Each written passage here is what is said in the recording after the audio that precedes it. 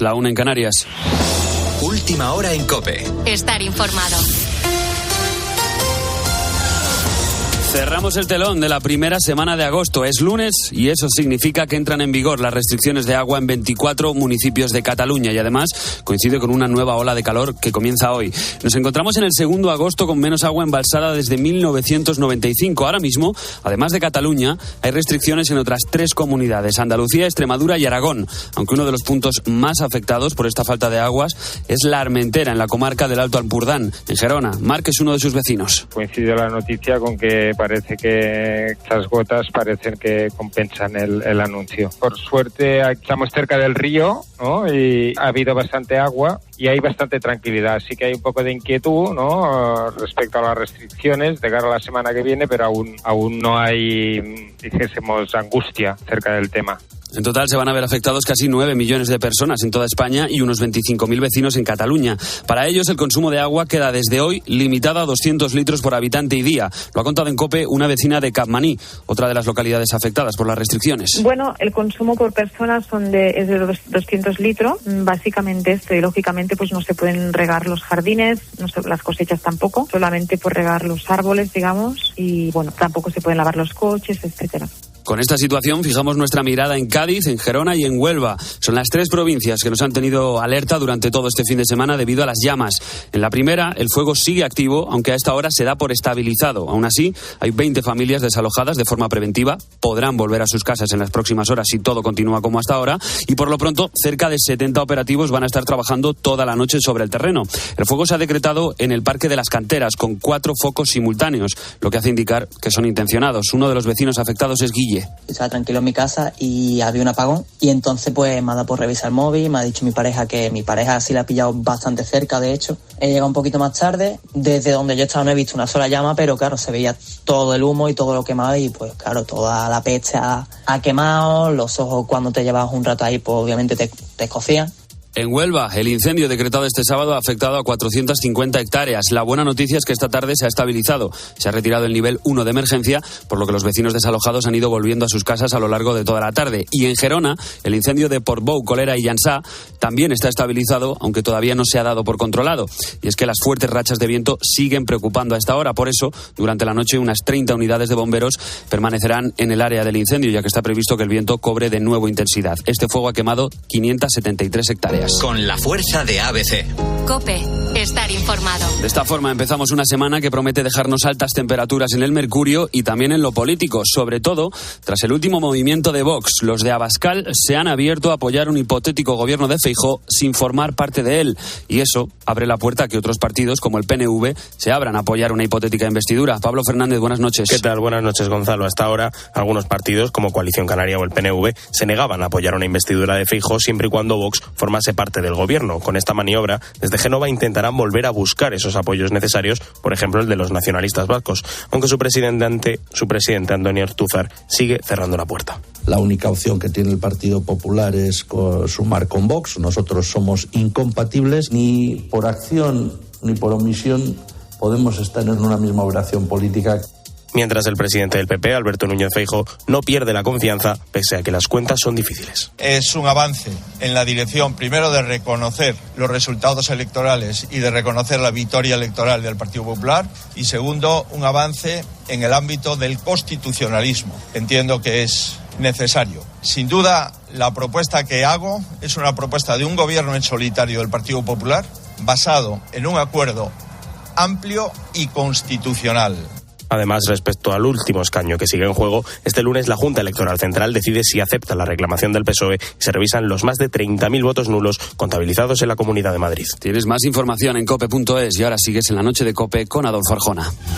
COPE. Estar informado.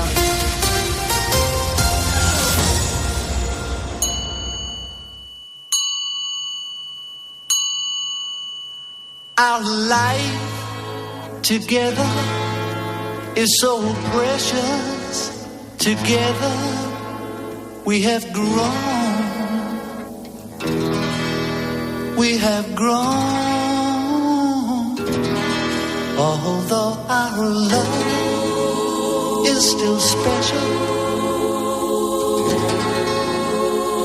let's take a chance fly away. Escuchas La Noche. Con Adolfo Arjona. COPE. Estar informado. En el mundo que nos rodea, hay una guerra que nos toca muy de cerca. Los precios han subido a niveles históricos. Comprar una casa se ha convertido casi en un lujo. La clase política está en horas bajas. Es la vida que nos ha tocado vivir. El camino al que nos ha llevado la historia, que se ha ido escribiendo en las últimas décadas. Pero, ¿tú te has parado a pensar alguna vez cómo sería el mundo si los nazis hubieran ganado la Segunda Guerra Mundial? Ese es precisamente el argumento de El hombre en el castillo, una serie de Amazon Prime. Ese tal hombre en el castillo. El ministro Goebbels dice que ni Fräulein Riefenstahl podría filmar con tal nivel de sofisticación. ¿Si las filmó? ¿Cómo? Si no fue él, ¿quién fue? He oído rumores. ¿Rumores? Que el Führer considera esas películas una amenaza para la misma existencia del Reich. Que por eso le obsesionan tanto.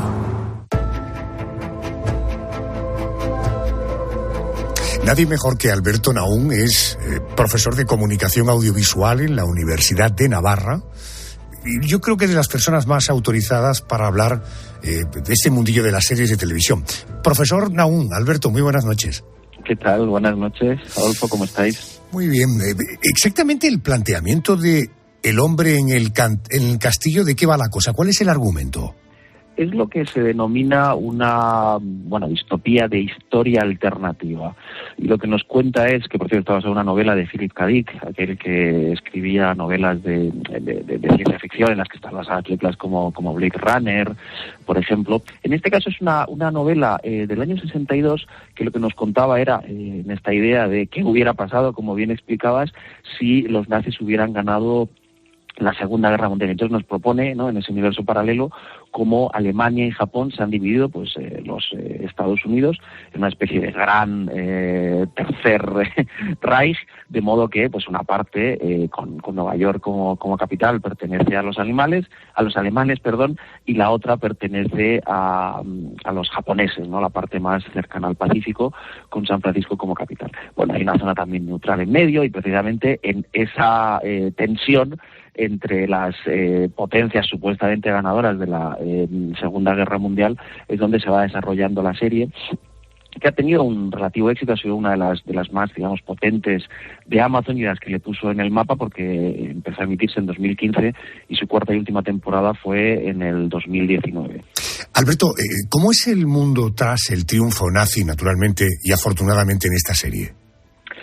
La idea es, como siempre ocurre en este tipo de narrativas, proponer una especie de espejo en el que podamos contemplar la fragilidad de las sociedades también en las que nos movemos. Al final hay muchas de las series que tienen trasfondo del nazismo, muchas películas que tratan el asunto, son más una reflexión sobre la fragilidad actual para volver a caer en el totalitarismo, que una especie, ¿no?, de elemento factual, porque obviamente en este caso nos ubicamos con sociedades donde se mueven en personajes que intentan restablecer la democracia o hacer caer los regímenes. Hay muchas referencias o personajes que tienen ecos con caracteres de la vida real, como un Churchill o un Stalin, para que nos entendamos, y por tanto al final son una especie de aventuras que lo que intentan es restablecer el orden en ese universo alternativo donde todo ha salido mal. Yo tengo la impresión, no sé si tú coincides, de que todo lo que resume a nazismo sigue despertando cierta curiosidad. Esa teoría que yo defiendo la confirma la ficción, es decir, aquellas series y películas que tienen como telón de fondo el nazismo, ¿tienen el triunfo casi asegurado? Yo creo que, fíjate, Adolfo, no creo que sea tanto el nazismo en sí como en muchas ocasiones un acercamiento, si quieres llamarlo así, metafórico. Te pongo varios ejemplos, ¿no? El cuento de la criada tiene muchos de los códigos visuales de, pues al final, un totalitarismo muy pues cercano al nazismo, con ese gusto por los uniformes, esa estética grandilocuente en los desfiles y en la arquitectura. En parte yo creo que tiene éxito por eso, porque apela a todo un imaginario que además está muy anclado, en este caso como pesadilla, en la historia europea, que tiene mucha fuerza. Volvemos a lo de antes. ¿Por qué? Porque es una especie de llamada de atención, que al final eso es lo que hacen las distopías o la historia alternativa como El hombre en el castillo. Nos establecen la posibilidad de sentir el mal o la opresión o ese entorno imposible de soportar sin mancharnos las manos, gracias a Dios, porque vivimos en países desarrollados, democráticos. Entonces yo creo que la mayor fascinación que tienen las huellas del nazismo tiene que ver por ese entorno metafórico. Otro ejemplo es una miniserie británica que tuvo éxito hace unos años, que se llama Years and Years, que también prefigura algunos de los elementos que estamos viendo en la actualidad, donde pues hay una crisis energética, donde la posibilidad de participar en la vida pública va viéndose arrinconada por las posturas más extremistas. De nuevo, es una especie de antesala del totalitarismo y de cómo se llega a ello. O, por ejemplo, por irnos también al cine, una película que tuvo mucho éxito hace ya unos años, que se llamaba La Ola, que estaba ambientada en una escuela donde el profesor decide, una escuela alemana donde el profesor decide realizar un experimento con los alumnos para hacerles ver cómo funciona la facilidad con la que nos despeñamos hacia esos líderes autoritarios, hacia esos entornos donde la libertad queda reprimida. Y La Ola tenía mucho éxito, en parte por lo inquietante que resultaba esa, cercanía, ese mirar a los ojos a la bestia del nazismo sin mentarla directamente. Correcto. Además, en el caso del nazismo, como sabemos, a pesar de la huella fatídica que ha dejado en la historia de la humanidad, que terminó afortunadamente bien y que ganaron los buenos, uno se acerca también a esas tramas con el alivio de saber que todo acabó bien. Alberto, por último, ante un telespectador que no mire con los ojos que probablemente tú miras las series, ¿está bien conseguido en esta serie El hombre en el castillo todo lo que tiene que ver con la estética? Es decir, esa inundación nazi en los Estados Unidos, capital Nueva York, ¿eso está bien conseguido? Sí, yo creo que es una serie muy solvente desde el punto de vista dramático y luego también visualmente, ¿no? La estética de la que hablabas creo que es un elemento clave en los códigos al final de reflejar cualquier tipo de totalitarismo. Si te fijas, incluso una película que no tiene nada que ver con todo esto que hemos hablado, como El Rey León, Scar, el malo malísimo, se enlaza visualmente con todas aquellas ceremoniales militares de Hitler. Con lo cual yo creo que lo bueno es que los códigos son reconocibles porque, claro, estamos muy bien educados, por así decirlo, el drama y la tragedia que supuso aquello, pero al mismo tiempo hay otro problema, que es la facilidad que podemos tener, o que pueden tener algunos creadores, para caer en la banalización. ¿A qué me refiero con la banalización? A que en ocasiones parece que si todo es nazismo, si aplicamos la idea de totalitarismo a muchos otros entornos que pueden ser complejos, pueden ser, por supuesto, democráticamente reprochables, pero les aplicamos la misma etiqueta, lo que estamos haciendo es vaciar de contenido cosas como el Holocausto, como el nazismo. Entonces me da la impresión de que en ocasiones hay como cierta hipérbole, cierta sobreactuación en algunas series y películas que intentan ser una especie de llamada de atención de que viene el lobo, cuando, ojo, el verdadero lobo, cuando venga, nos daremos cuenta. En todo caso, así empezamos. Este es el aperitivo. Las huellas del nazismo. Arrancamos con una serie en Amazon, El hombre en el castillo, que nos plantea la hipótesis de si los nazis hubieran ganado la Segunda Guerra Mundial. Inmediatamente hablaremos del urbanismo que todavía queda en el Berlín de hoy, de aquella época, el apellido Hitler, ¿qué ha sido de él? ¿Ha desaparecido completamente el apellido Hitler? O incluso hablaremos de las grandes fortunas que se hicieron al abrigo del nazismo y que hoy están representadas en empresas, algunas de ellas probablemente te parezcan lógicas, en otros casos te van a sorprender absolutamente. Alberto Naum, profesor de Comunicación Audiovisual de la prestigiosa Universidad de Navarra. Gracias por atenderme, Alberto, un abrazo. Un abrazo, Adolfo, hasta otra. Fíjate que el nazismo es un término, un concepto, una ideología que está sorprendentemente en vigor. a pesar de que han pasado casi 80 años desde la caída del régimen de Hitler. Te voy a poner varios ejemplos. Desde que comenzó la invasión rusa en Ucrania, el ministro de Asuntos Exteriores de Rusia, Sergei Lavrov, se ha encargado de difundir repetidamente un mensaje. El objetivo de los rusos no es otro que desnazificar Ucrania. Nadie va a ocupar Ucrania. El objetivo de la operación ha sido declarado abiertamente: la desmilitarización y la desnazificación. Porque las constantes marchas de antorchas, la glorificación del nazismo, el culto de hábitos nazis dentro de los llamados batallones de voluntarios, todo esto se está llevando a cabo con total connivencia y silencio, incluso por parte de los medios de comunicación. Desnazificar. Se sigue utilizando el término nazismo para referirse a algo que está ocurriendo hoy, en este tiempo. Déjame que te ponga otro ejemplo. Mi compañera Pilar García Muñiz contaba esto en un boletín informativo. Última hora en Herrera en COPE. Estar informado. Ascienden a 13 los muertos en el tiroteo que se ha registrado esta mañana en una escuela de los Urales, donde estudian cerca de 1 millar de alumnos. Según las primeras informaciones, entre los fallecidos habría varios menores. ¿Qué detalles se conocen a esta hora, Manuel Ángel Gómez? Se sabe que entre los 13 muertos en el tiroteo en esta escuela rusa hay 7 niños. Se trata de un colegio que cuenta con 1.000 alumnos en el pueblo de Izhevsk, al pie de los Urales. La policía se ha dedicado a evacuar a las personas que estaban en los alrededores del centro. El autor de los disparos se ha suicidado, aún no ha sido identificado. Iba vestido de negro con una camiseta con simbología nazi. Una camiseta con simbología nazi. Déjame que te ponga otro ejemplo.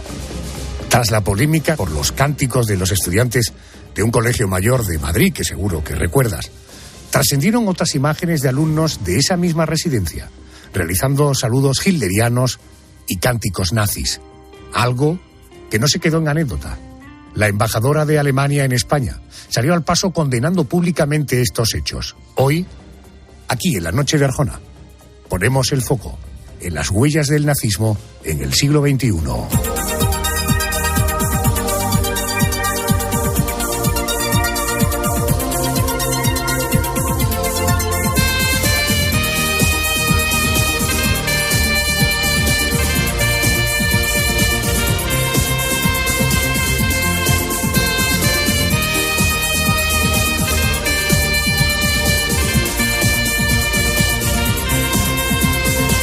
Sin duda alguna, una de las huellas más palpables del nazismo la encontramos en distintos puntos de la ciudad de Berlín, en lugares que fueron construidos en la época de Hitler, que de alguna forma representaron su poder y que hoy siguen en pie.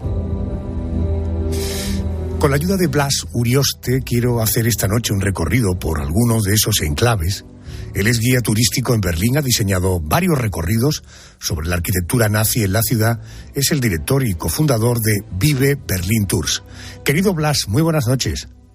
Muy buenas noches, Adolfo. Hola, Blas. Antes de hablar de edificios, vamos a hablar, si te parece, de símbolos. Si yo hiciera hoy una visita a Berlín, ¿me encontraría en la ciudad con águilas y con esvásticas? Con águilas, con algunas sí. Pero con el águila hay que tener cuidado porque ha sido un símbolo en esta región desde la época anterior a los romanos. Así que a ellas hay que tomárselas con, que se llama filosofía. Esvásticas no. Esvásticas que se llaman espacios públicos. Hay una en el Estadio Olímpico que está, digamos, con un brazo quebrado y es la única que se puede ver, digamos, en forma abierta en la ciudad. Blas, uno de los puntos claves del poder hitleriano era la sede del Ministerio de Propaganda que dirigía Joseph Goebbels. La sede de este ministerio fue construida en el año 1933. ¿Hoy todavía sigue en pie? Una parte del edificio está en pie, que se llama aquella que no fue destruida en los bombardeos, y es hoy la sede del Ministerio de Trabajo del Gobierno Federal. Sede del Ministerio de Trabajo. Otra sede ministerial cuya construcción terminó en el 36, la encontramos en el centro de Berlín, un enorme edificio con 2.000 oficinas, albergó el Ministerio de Aviación. Si el próximo fin de semana planeara un viaje a Berlín, ¿este edificio se puede contemplar? Este edificio se puede contemplar y este edificio tiene otras capas históricas, y ahí venimos de las cosas que tiene la arquitectura en las ciudades, es como los álbumes de fotos familiares. Ahí no están todos los recuerdos, no solamente una parte, y las cosas que siguen existiendo comienzan a adquirir. El sillón en el que se sentaba el abuelo acaba siendo el sillón en el que se sentaba el papá. Y el ministerio fue después, que se llama el lugar donde se fundó la República Democrática Alemana, es decir, la sala de parto del proyecto socialista en Alemania, y hoy es el Ministerio de Hacienda de la Alemania reunificada. Entonces nos encontraríamos con un edificio que tiene esas 3 capas. Correcto, por tanto, año 36, Ministerio de Aviación, hoy Ministerio de Finanzas, año 33, aquel Ministerio de Propaganda, hoy el Ministerio de Trabajo, de Asuntos Sociales. En el año 1942, en una majestuosa villa se celebraba la llamada Conferencia de Wannsee, una reunión en la que se diseñó lo que se dio en llamar la solución final, el Holocausto. Esa villa hoy se puede visitar, es decir, ¿qué encontramos entre sus paredes?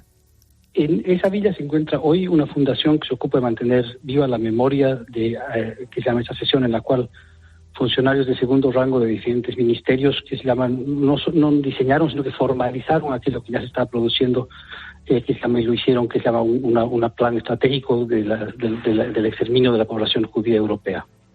Es decir, que hoy es un museo dedicado al Holocausto, ¿no? Dedicado a esa reunión y a las consecuencias que tuvo, sí. Pero, digamos, la perspectiva mirando la vista de los funcionarios y la cosa de burocratizar el proceso de asesinar. Fíjate que antes me hablabas del Estadio Olímpico de Berlín, que todavía mantiene una esvástica con un brazo, según me cuentas, destruido. Este Estadio Olímpico fue construido por los nazis con motivo de los Juegos de 1936. Blasi, ¿qué representó aquel estadio para el régimen de Hitler y por qué todavía hoy continúa en pie? El Estadio Olímpico, que se llama, es parte, digamos, de una promesa doble del nacionalsocialismo al principio de su gobierno, que es tenemos, con la voluntad se pueden cambiar las cosas y se puede generar puestos de trabajo. Digamos, los nazis fueron muy exitosos en la financiación de puestos de trabajo que se llama desde el sector público, es decir, con deuda pública, y por otro lado crear una arquitectura que hable de una línea larga de tradición de la que los nazis decían ser continuadores. Los nazis querían verse a sí mismos como una nueva Roma, y el Estadio Olímpico, con su lenguaje estético, trataba de mostrar esa grandiosidad, en ser un lugar en el cual los alemanes pudieron ver reflejada la grandiosidad que los nazis les vendían como proyecto. El motivo por el que sigue en pie es porque fue poco dañado en la guerra, hubo una batalla cerca y después se lo decidió reutilizar. Al principio lo tuvieron los británicos, después se lo entregaron a la ciudad y después fue rehabilitado para el Mundial de Fútbol del año 2006. Correcto, el Mundial de Fútbol de Alemania. En el año 1945, Hitler murió en el Führerbunker, un refugio antiaéreo muy cerca de la Cancillería del Reich. Sobre esto, dos cuestiones. ¿Qué fue de la sede de la Cancillería? ¿Se conserva hoy algo del centro de operaciones del Tercer Reich? No, de la Cancillería misma no hay prácticamente nada. La Cancillería fue totalmente desmantelada, se utilizó alguno del material, por ejemplo, para la construcción del monumento a los soldados soviéticos en el barrio de Treptow, que es en el este de la ciudad, es decir, una cuestión simbólica de usar el material de Hitler para celebrar a los soldados rusos. Lo que sí se llama que es el espacio físico donde se encontraba, que se llama el búnker. Del búnker tampoco hay restos. Se crearon muchos mitos en relación al material de la Cancillería, entre otras cosas. Por ejemplo, se contaba que la estación de metro que está cerca había sido hecha con el mármol de la Cancillería, lo que no es cierto, pero hasta el día de hoy sigue siendo contado por muchos de mis colegas. Correcto. Hablemos del búnker. He leído en algún sitio que hoy sobre los restos del búnker hay un aparcamiento y un pequeño cartel que recuerda que efectivamente allí murió Hitler, ¿no? Correcto, es decir, lo que hay es una iniciativa privada que se llama una tabla informativa con los datos técnicos que se llama del búnker. No existe ninguna placa oficial, es decir, ni la ciudad ni ninguna instancia pública que se llama han puesto allí nada. Es un estacionamiento y es probablemente el estacionamiento más aburrido, más visitado del mundo, porque miles de turistas van allí a ver el lugar en el que se encontraba el búnker. Debajo de ese estacionamiento hay bloques de hormigón desperdigados, porque el búnker tenía paredes exteriores de 3,50 metros y un techo de 4 metros de hormigón, así que estaba para mucho. En el recorrido que esta noche estamos haciendo por Berlín para conocer los vestigios del nazismo en la ciudad alemana, me quiero detener ahora en un lugar que me llama la atención no solo por lo que alberga, sino también por su ubicación.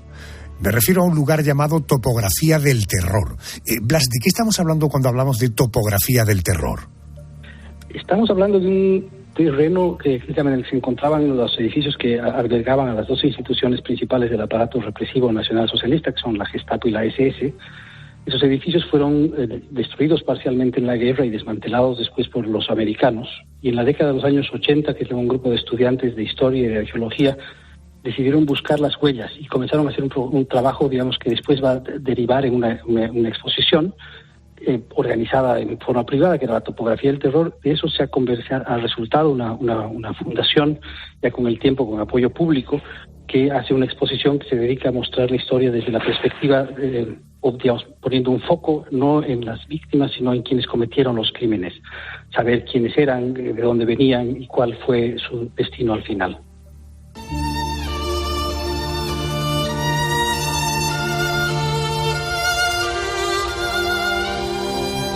Otro memorial dedicado a las víctimas del horror nazi lo encontramos en el corazón de Berlín, muy cerca de la puerta de Brandenburgo.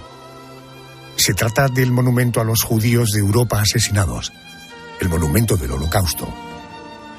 Blas, me dicen que es un lugar ciertamente sobrecogedor, ¿no? Es un monumento que está a medio camino entre arquitectura y escultura, que permite que se llama interactuar con él. Uno puede entrar y hacerse parte de ese espacio y de esa manera desarrollar que se llama un tiempo para pensar en aquello que se trata de recordar en ese lugar, que es el asesinato sistemático, burocrático e industrial de más de 6 millones de seres humanos. Si te interesa este asunto, si te apetece vivir, en fin, este recorrido por Berlín, puedes teclear en tu ordenador Vive Berlin Tours. Ahí te atenderá este amigo, este paisano, Blas Urioste. Está allí desde hace mucho tiempo, es guía turístico. Querido Blas, gracias por atenderme desde Berlín. Gracias y buenas noches. Muchísimas gracias, Adolfo, y que tengas una buena noche. Gracias, muy amable, gracias.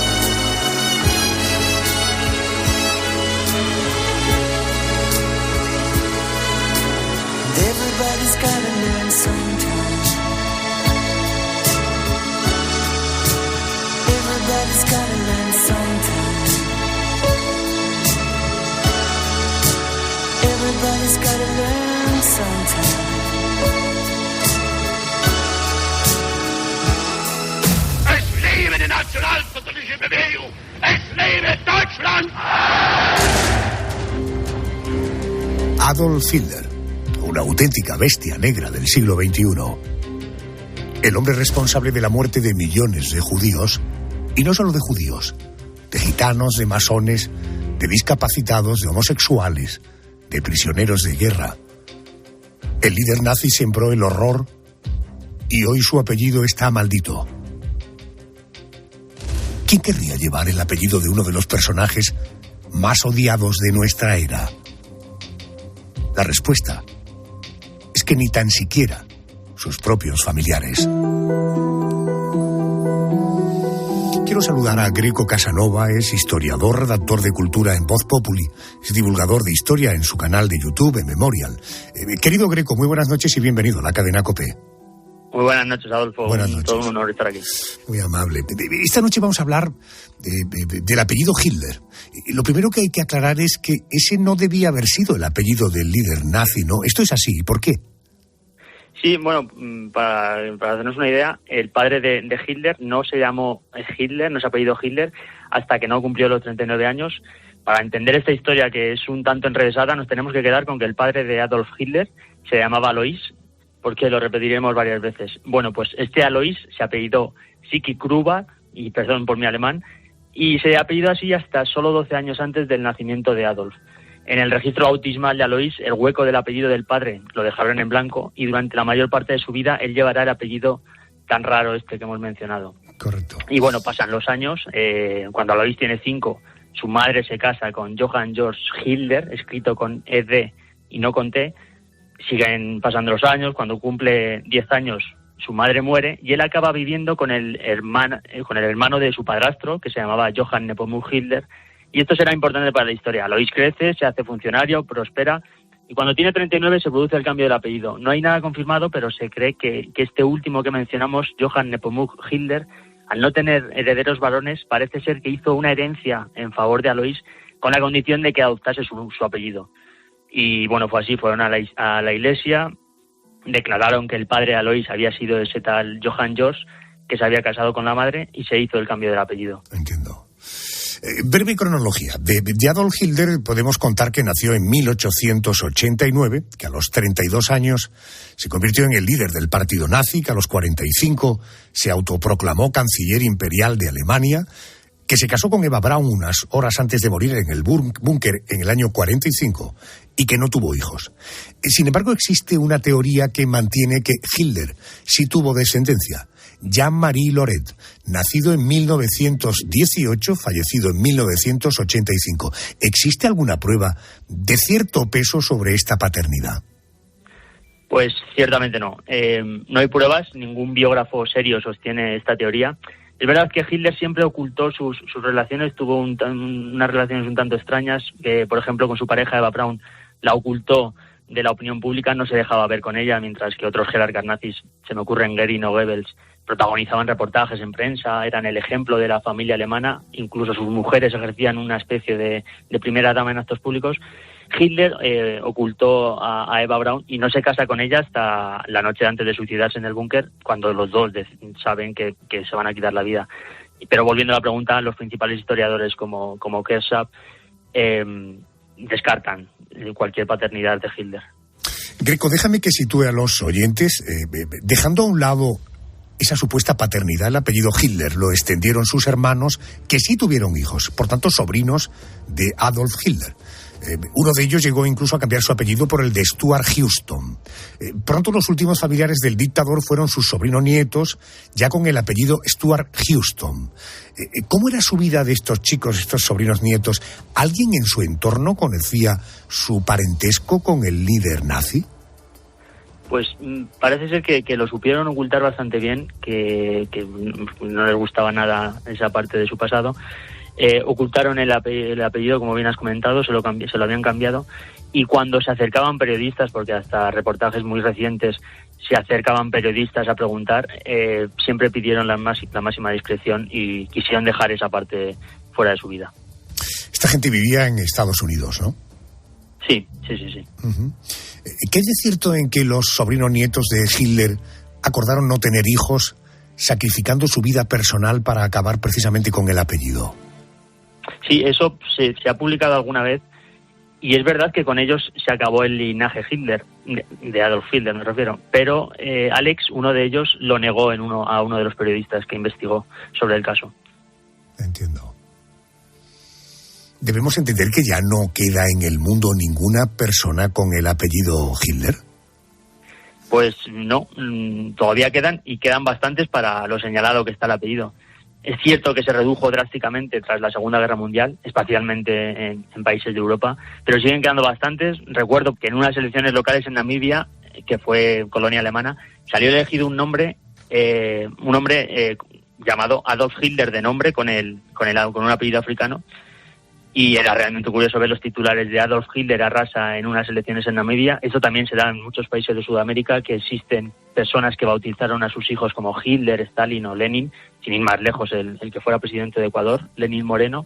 Y en Estados Unidos todavía hay familias que lo mantienen como apellido, personas descendientes de emigrantes del siglo XVIII, del XIX, que no tienen nada que ver con el dictador. De hecho, hay un documental bastante interesante que se titula Meet the Hitlers, que reunió a varios de ellos para tratar el tema de cómo un apellido marca la identidad de una persona. Y también, como curiosidad, en Circleville, en una pequeña ciudad de Ohio, hay varias calles, un parque y un cementerio con el nombre de Hitler, pero en honor a una familia que llevaba en la ciudad desde el siglo XVIII y para nada por el dictador. Así que todavía podemos afirmar que existen muchos Hitlers por el mundo. Greco Casanova es historiador, es redactor de cultura en Voz Populi y es divulgador de historia en su canal de YouTube Memorial. Si le quieres seguir, ahí le vas a encontrar. Greco, gracias por atenderme y buenas noches. Muchas gracias a ti, Adolfo. Placer. Estamos viendo, conociendo vestigios, cosas que todavía pueden quedar desde la parte más urbanística, el apellido Hitler. Hemos conocido esa obra de ficción, si los nazis hubieran ganado la Segunda Guerra Mundial, ¿cómo sería el mundo? Todavía me quedan aspectos que conocer.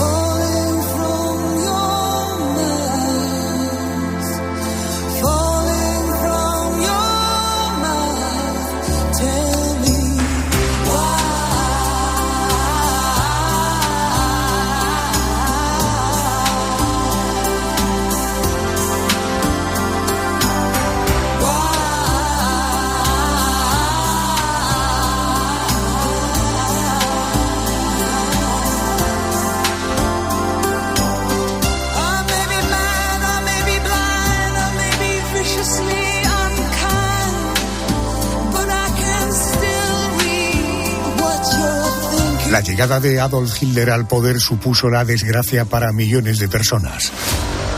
Pero también fue una oportunidad para unos pocos.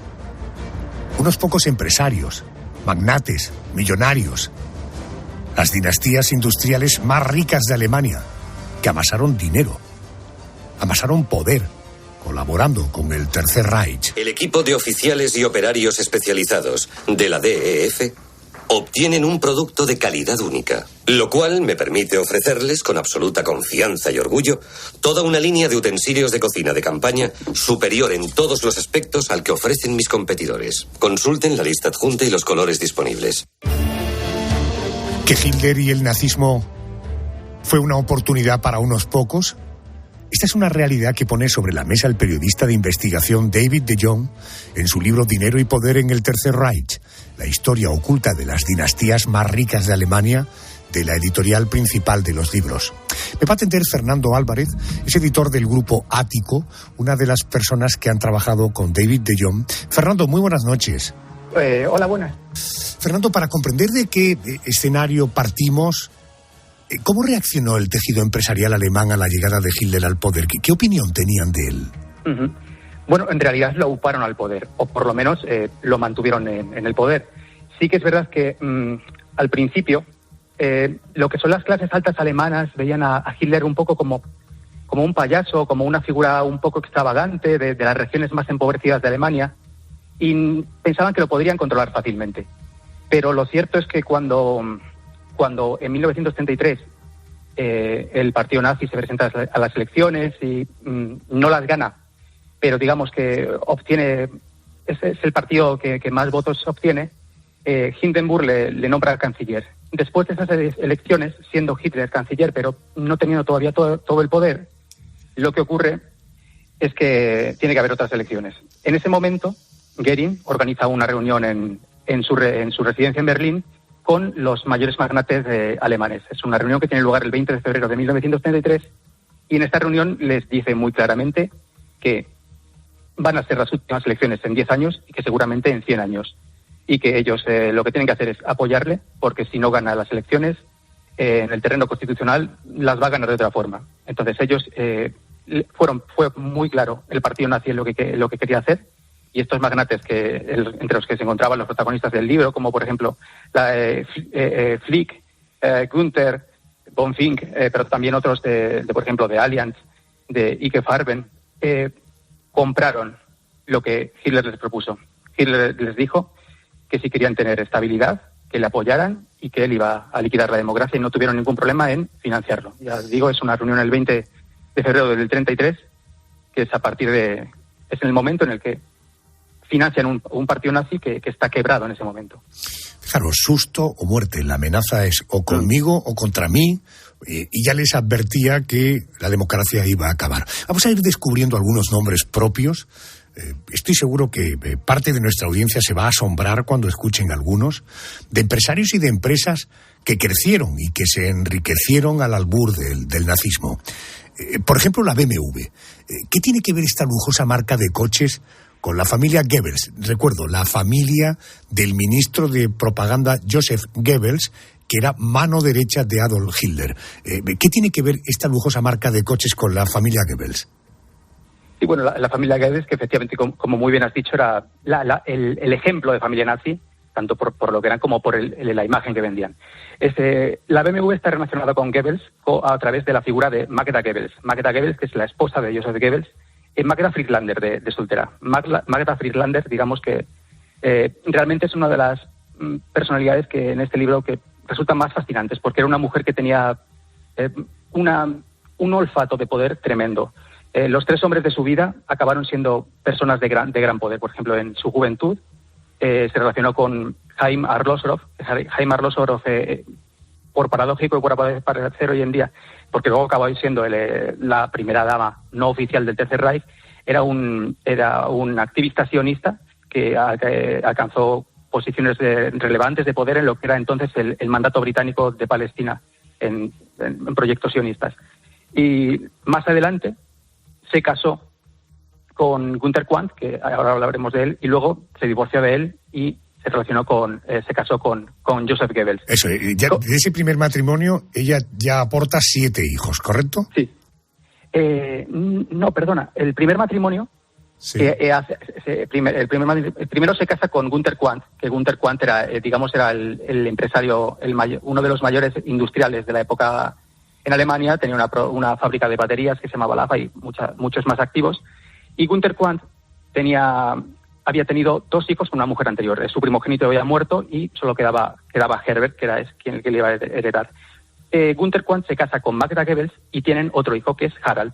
Lo que pasa que, digamos, el matrimonio entre Günter Quandt y Magda Goebbels no funciona y ella se enamora de Goebbels y se casa con Goebbels. Y es entonces cuando tienen 7 hijos, creo que bien has dicho, y efectivamente todos, por cierto, empieza su nombre, lo cuenta de Jong en su libro, por la letra H, un poco pues para demostrar el fanatismo nazi que tenían, porque le ponen la letra H a su primer nombre en honor a Hitler, o sea, Hildegard, Hunde, en fin, curioso, sí. Correcto. Por tanto, este Quandt, el hijo que queda de Quandt, termina criándose en la casa de Magda Goebbels y del propio Joseph Goebbels, que a su vez es el que finalmente terminaría gestionando la BMW, ¿no?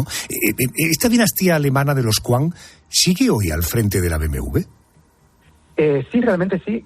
Son los socios mayoritarios, no controlan rondan el 50% de las acciones, no llegan exactamente, pero tanto Stefan Quandt como Susan Klatten, que también es Quandt, controlan, ya te digo, alrededor del 50%. El otro 50%, diría que la mayoría, o puede que todo, es el fondo BlackRock, pero sí, los Quandt continúan en Alemania. Digamos que la rama de los Quandt que controla BMW no es la rama de Harald, no es la que desciende de Magda Goebbels, sino que es la rama que es previa a Magda Goebbels, que desciende del hijo que tenía Quandt antes de casarse con ella. Pero desde luego, claro, las influencias y este tipo de cosas, sí. Vamos a seguir buceando en este libro de David de Jong, Dinero y poder en el Tercer Reich, la historia oculta de las dinastías más ricas de Alemania. Según cuenta David en su libro, Hitler era un fanático de los coches. Pregunta, ¿qué papel jugó el Führer en el resurgir de la casa Porsche y en el nacimiento del Volkswagen, el coche del pueblo? Uh-huh. Sí, efectivamente. La casa Porsche era una casa de diseño de automóviles que realmente, o igual no llegaba ni tan siquiera a ser casa de diseño, porque Ferdinand Porsche, que es el fundador, junto con un socio judío que es Adolf Rosenberg, que luego más adelante lo expulsan de la manera más vil y más infame, tal vez tengamos tiempo de hablar de ello. Porsche, sus modelos eran muy bonitos, pero ninguno funcionaba. Entonces, su empresa no iba a ninguna parte. Sin embargo, Hitler tenía este proyecto de hacer el Volkswagen, el coche del pueblo, por así decirlo, y contrata a Porsche para que lo diseñe.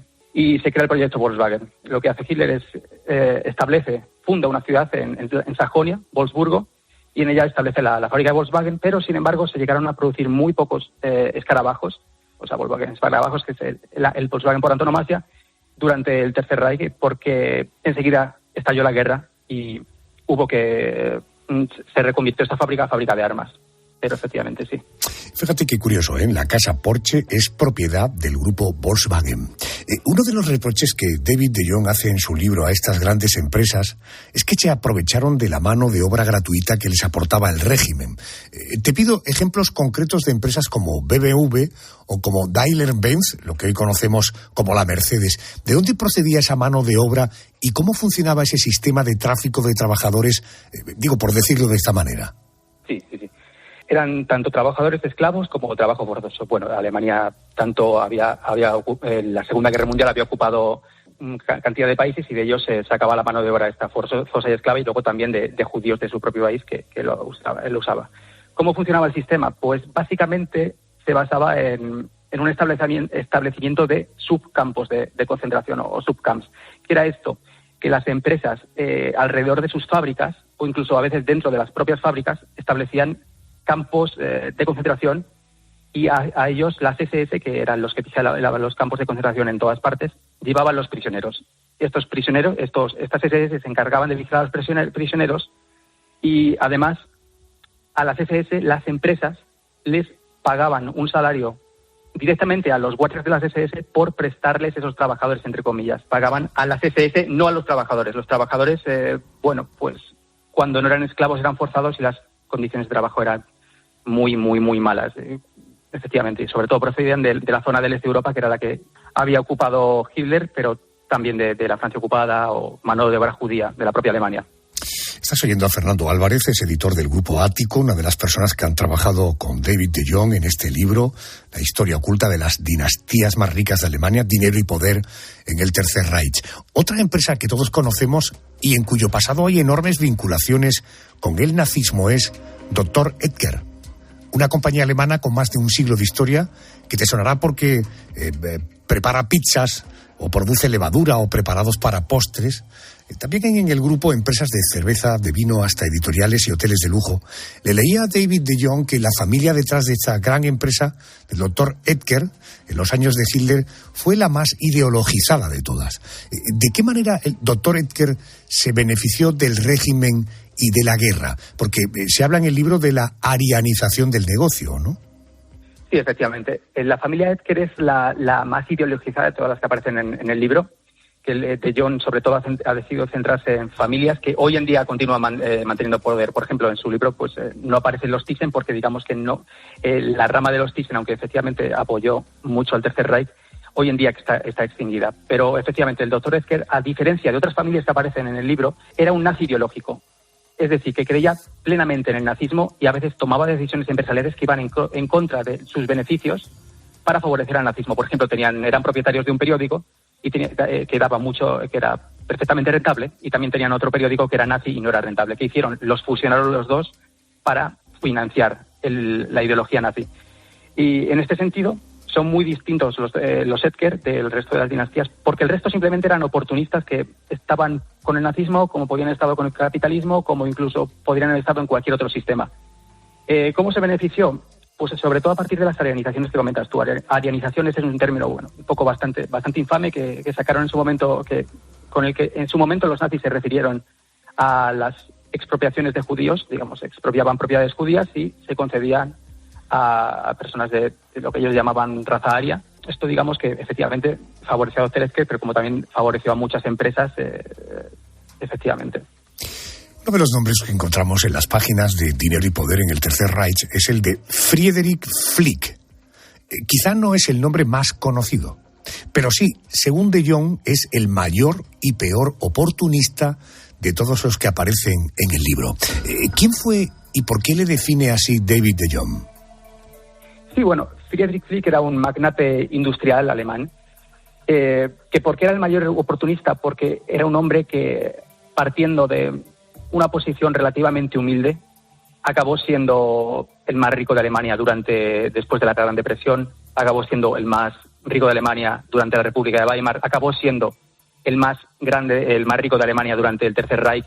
Después del Tercer Reich se lo juzga y se le quitan sus posesiones y continúa después siendo el más rico de Alemania a los pocos años. Por esto es por lo que era el mayor oportunista, porque era de los peores. Realmente, digamos que por la cantidad de de mano de obra forzosa que empleó y de las cantidades de organizaciones de que se benefició.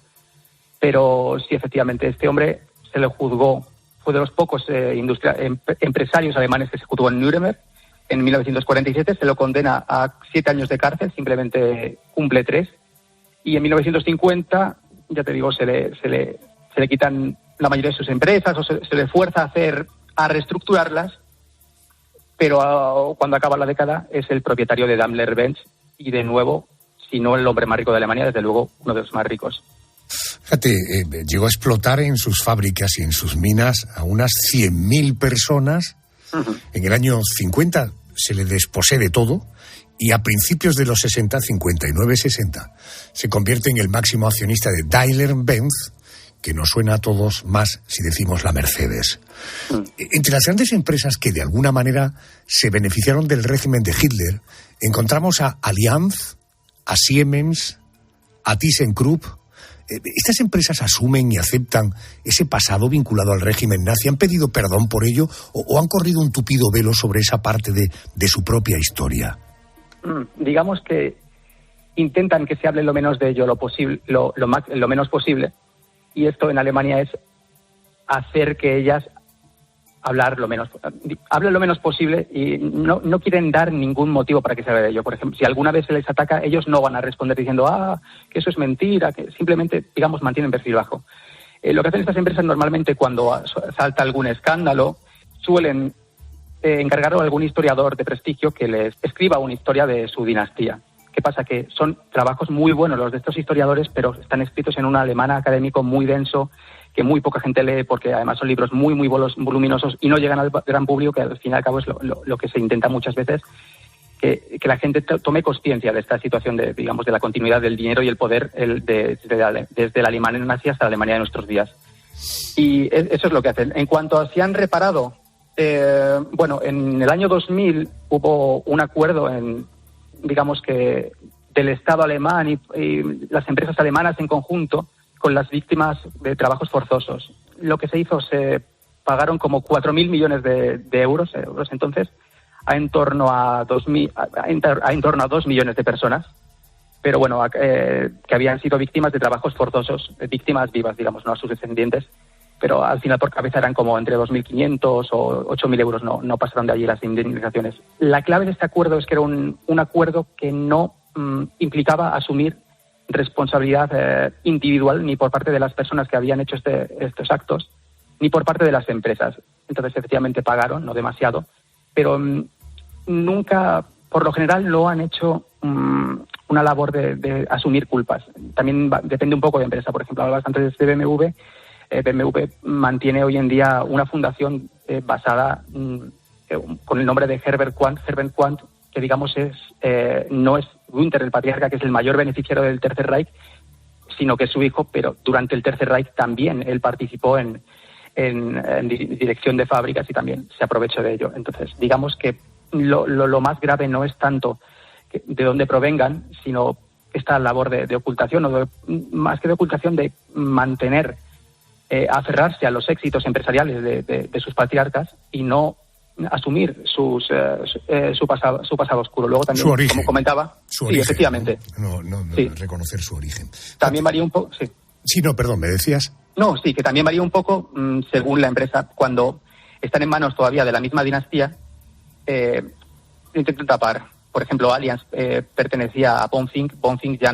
Los Bonfink no controlan ya Allianz, y Allianz sí que es bastante más abierto en estos temas, en reconocer la culpa de la empresa en su momento. Porque ya son otros, efectivamente. Uh-huh. Allianz, Siemens, ThyssenKrupp, Dr. Edgar, Volkswagen, Porsche, Mercedes, BMW. En alguna ocasión leí que el sastre del Tercer Reich fue Hugo Boss. Uh-huh. En fin, los orígenes de estas empresas. El libro, por si te interesan más detalles, Dinero y Poder en el Tercer Reich, la historia oculta de las dinastías más ricas de Alemania, de la editorial Principal de los Libros. Fernando Álvarez, editor del Grupo Ático, las personas que han trabajado codo con David John, gracias por darnos esta información. Muchísimas gracias. Muchas gracias a vosotros y también a todos los oyentes que nos han estado escuchando. Gracias, hasta luego. ¿Qué hubiera pasado si los nazis hubieran ganado la Segunda Guerra Mundial? ¿Qué queda de los nazis en Alemania? Desde el punto de vista urbanístico, ¿ha desaparecido ya el apellido Hitler? Empresas que crecieron a la sombra del nazismo, cuyos nombres todavía hoy se manejan en campañas de publicidad. Ha sido el especial de esta noche.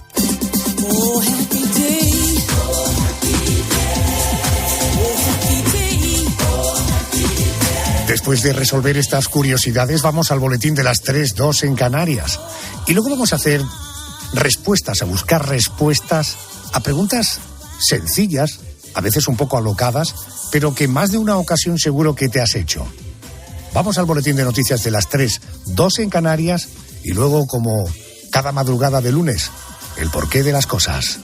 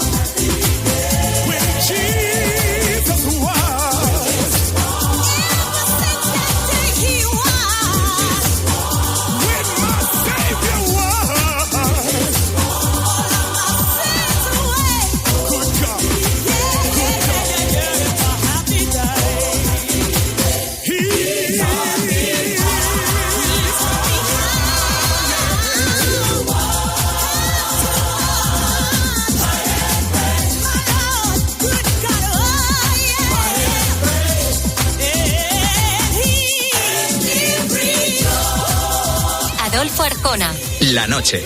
COPE. Estar informado.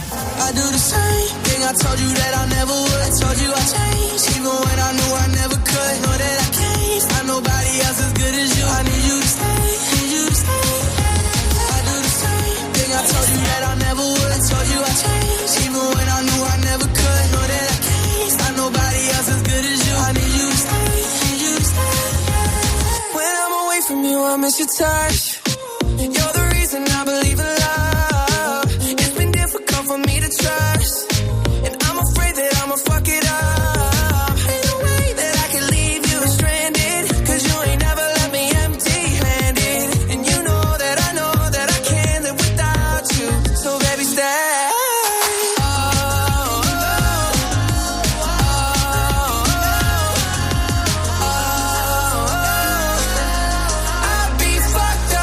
Can't be right here. I do the same thing I told you that I never would. I told you I changed, even when I knew I never could. Know that I can't find nobody else as good as you. ¿Y tú qué piensas? Escríbenos en Twitter, en @cope y en facebook.com/cope.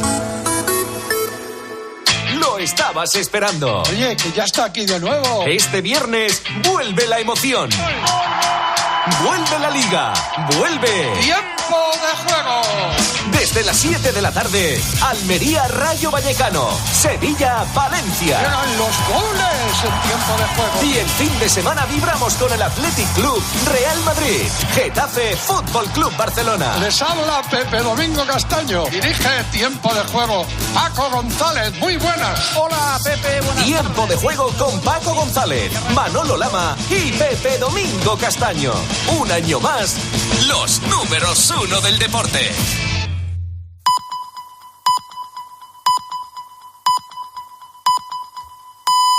Son las 3.